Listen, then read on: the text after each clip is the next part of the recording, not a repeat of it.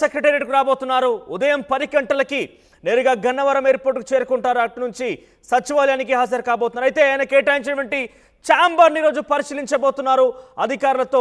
ఆయన ఆ ఛాంబర్ కి సంబంధించిన విషయాలకు మార్పులు చేర్పులు చెప్పే కూడా అవకాశం కనబడుతోంది. ఆ తర్వాత అటు నుంచి నేరుగా ఆయన అమరావతికి వెళ్ళబోతున్నారు. అమరావతిలో చంద్రబాబుతో భేటీ కాబోతున్నారు. డిప్యూటీ సీఎం హోదాలో ఆయన అమరావతికి రాబోతున్న నేపథ్యంలో చాలా పెద్ద ఎత్తున స్వాగతం పలికేందుకు రంగం సిద్ధం చేస్తున్నారు జనసేన సైనికులు, పవన్ కళ్యాణ్ అభిమానులు. ఓవరాల్గా మంత్రిగా ప్రమాణ స్వీకారం చేసిన తర్వాత మొట్టమొదటిసారిగా సచివాలయంలో అడుగు పెట్టబోతున్నారు పవన్ కళ్యాణ్. అయితే ఆయనకు కేటాయించిన బ్లాక్, రెండో బ్లాక్లోని తన ఛాంబర్ని పరిశీలించబోతున్నారు. రూమ్ నెంబర్ 212ని ఆయన పరిశీలించబోతున్నారు. కొన్ని మార్పులు చేర్పులు జరిగే అవకాశం కూడా ఉంది. ఎందుకంటే డెఫినెట్గా వాళ్ళకి తగ్గట్టుగానే కొన్ని వాస్తు విషయాల్లో కావచ్చు, లేకపోతే ఛాంబర్లో వాళ్ళ ఎన్విరాన్మెంట్ కావచ్చు, కొన్ని ఫోటోకి సంబంధించిన అంశాలు కావచ్చు, అనేక రకాల కొన్ని పవన్ కళ్యాణ్ మార్పులు చేర్పులు చెప్పే అవకాశం కూడా ఉంది. సో ఉదయం 10 గంటలకల్లా హైదరాబాద్ నుంచి నేరుగా గన్నవరం ఎయిర్పోర్ట్కు చేరుకుంటారు. అక్కడి నుంచి నేరుగా సచివాలయంకి వెళ్తారు. సచివాలయంలో ఆయన ఛాంబర్ను పరిశీలిస్తారు. అటు పిమ్మట అమరావతికి చేరుకుంటారు. 3 గంటలకి డిప్యూటీ సీఎం హోదాలో చంద్రబాబుతో భేటీ కాబోతున్నారు. సో ఆయన అమరావతికి అధికారిక ఆయన ఎప్పుడైతే ప్రభుత్వం ఏర్పాటైన తర్వాత డిప్యూటీ సీఎంగా అమరావతికి వెళ్తున్న నేపథ్యంలో ఆయనకి ఘన స్వాగతం పలికేందుకు ఏర్పాట్లు కూడా చేశారు జన సైనికులు.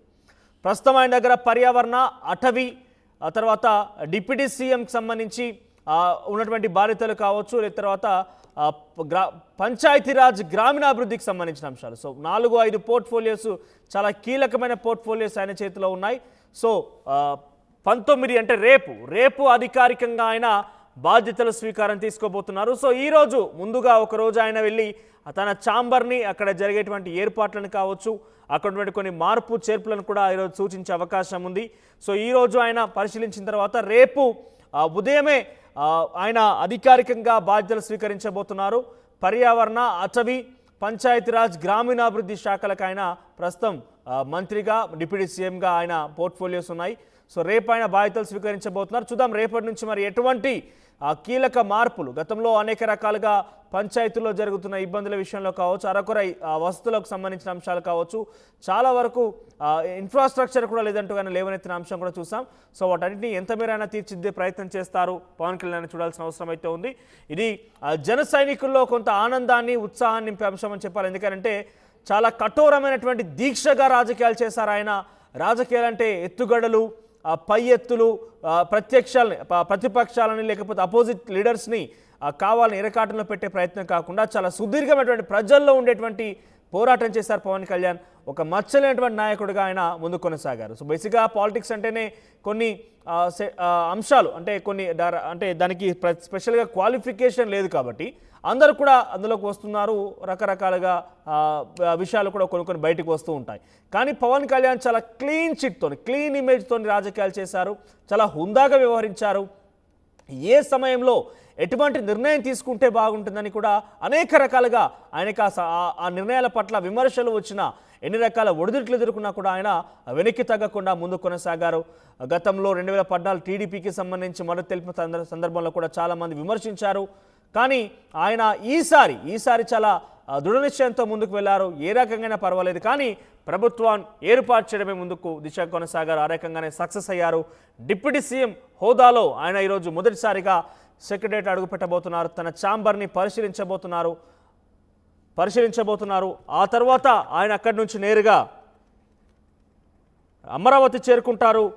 సీఎం చంద్రబాబుతో ఆయన భేటీ కాబోతున్నారు. సో మొదటిసారిగా ఆయన అమరావతి చేరుకుంటున్న నేపథ్యంలో ఆయనకి స్వాగతం పలికేందుకు చాలా భారీ ఎత్తున ఏర్పాటు చేశారు జన సైనికులు, పవన్ కళ్యాణ్ అభిమానులు. ఒకసారి మాట్లాడే అంశానికి సంబంధించి మా ప్రతినిధి రామారావు సిద్ధంగా ఉన్నారు. రామారావు, సో పవన్ కళ్యాణ్కి సంబంధించి ఈరోజు షెడ్యూల్ ఏంటి, ఏ రకంగా ఉండబోతుంది? చంద్రబాబు నుండి ఆయన కలవబోతున్నారు. సో ఏదైనా కీలక నిర్ణయాలు తీసుకునే అవకాశం ఉందా? మన డిప్యూటీ సీఎం గా ఏదైతే పవన్ కళ్యాణ్ మొదటిసారిగా అమరావతి రాబోతున్నారు. ఈ రోజు ఉదయం 10 గంటలకు గన్నవరం ఎయిర్పోర్ట్ కు చేరుకుంటారు. అక్కడి నుంచి సచివాలయానికి నేరుగా చేరుకుంటారు. అయితే మొదటిసారిగా డిప్యూటీ సీఎం హోదాలో వస్తున్న పవన్ కళ్యాణ్ కు ఘన స్వాగతం పలికేందుకు జనసేన నాయకులు భారీ ఎత్తున ఏర్పాట్లు చేశారు. అలాగే ఏదైతే నేరుగా సచివాలయానికి వెళ్లి రెండో ఛాంబర్ లో సెకండ్ బ్లాక్ లో ఉన్నటువంటి తన ఛాంబర్ పవన్ కళ్యాణ్ కి ఇప్పటికే సెకండ్ బ్లాక్ లో ఛాంబర్ కేటాయించడం జరిగింది. రెండో బ్లాక్ లో తనకు కేటాయించిన ఛాంబర్ ను పరిశీలిస్తారు. సో అక్కడి నుంచి మళ్ళీ జనసేన పార్టీ మంగళగిరిలోని జనసేన పార్టీ కార్యాలయానికి చేరుకుంటారు. అక్కడ కార్యకర్తలతో మాట్లాడిన తర్వాత మధ్యాహ్నం 3 గంటలకు చంద్రబాబుతో సమావేశం అవుతారు. సో నెక్స్ట్ 24 నుంచి అసెంబ్లీ సమావేశాలు జరుగుతున్నాయి. అలాగనే 22న ఏపీ కేబినెట్ భేటీ ఉన్న నేపథ్యంలో చంద్రబాబు పవన్ కళ్యాణ్ల భేటీ అయితే మాత్రం చాలా ప్రాధాన్యత సంతరించుకుంది.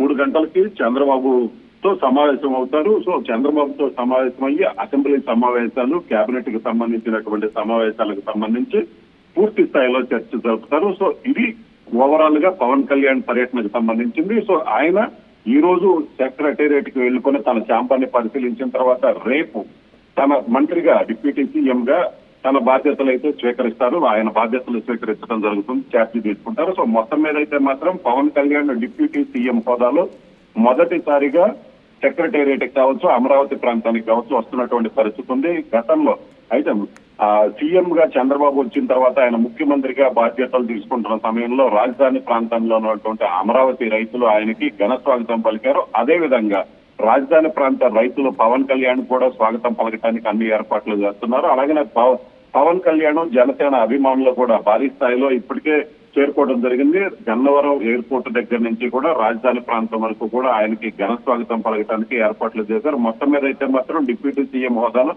మొదటిసారిగా పవన్ కళ్యాణ్ రావటం, అలాగనే సెక్రటేరియట్కి వెళ్ళటం, రేపు బాధ్యతలు స్వీకరించడం, కేబినెట్ భేటీ కావచ్చు, అలా అసెంబ్లీ సెషన్స్ కంటే ముందే చంద్రబాబుతో సమావేశం. సో ఇవన్నీ కూడా కీలక అంశాలుగా చెప్పుకోవచ్చు. పవన్ కళ్యాణ్ పర్యటన మీద అందరి దృష్టి ఉంది. ఎందుకంటే ఆయన డిప్యూటీ సీఎం హోదాలో వస్తున్న నేపథ్యంలో పవన్ కళ్యాణ్ చంద్రబాబుతో సమావేశంలో ఏం మాట్లాడబోతున్నారు, అలాగే దేనికి సంబంధించి మాట్లాడబోతున్నారు అనే ఆసక్తి అయితే మాత్రం ఉంది. మనోజ్.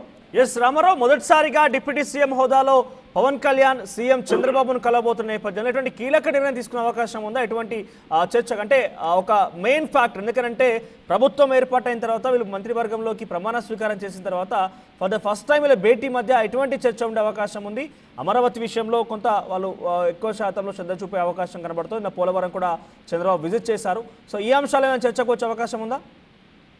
సో ఖచ్చితంగా మనోజ్, ఎందుకంటే ఆల్రెడీ నిన్న ముఖ్యమంత్రి చంద్రబాబు పోలవరానికి వెళ్లి రావడం జరిగింది. అలాగే 22న కేబినెట్ భేటీ ఉంది. సో ఈ నేపథ్యంలోనే వీళ్ళిద్దరి మధ్య అయితే మాత్రం ఖచ్చితంగా పోలవరానికి సంబంధించి అయితే మాత్రం ప్రధానంగా చర్చ జరుగుతుంది. ఎందుకంటే గత 5 ఏళ్లుగా పోలవరానికి సంబంధించి పూర్తి స్థాయిలో నిర్లక్ష్యంగా వ్యవహరించారు. జగన్ వైఖరి వల్ల, ఏదైతే అప్పుడు ముఖ్యమంత్రిగా పనిచేశారో ప్రస్తుతం మాజీ సీఎం గా ఉన్న జగన్ వైఖరి వల్ల పోలవరానికి, రాష్ట్రానికి తీవ్ర అన్యాయం జరిగిందని చంద్రబాబు మాట్లాడటం జరిగింది.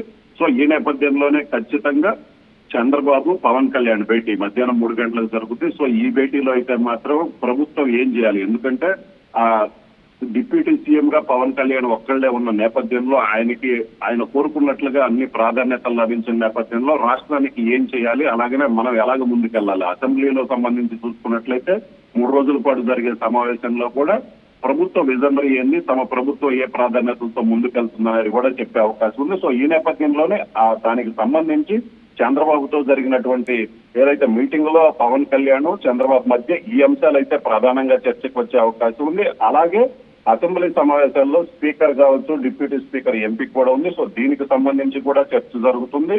అలాగే ఈ రాష్ట్రంలోని ఇతర ప్రాధాన్యత అంశాలన్నిటి మీద కూడా ఈ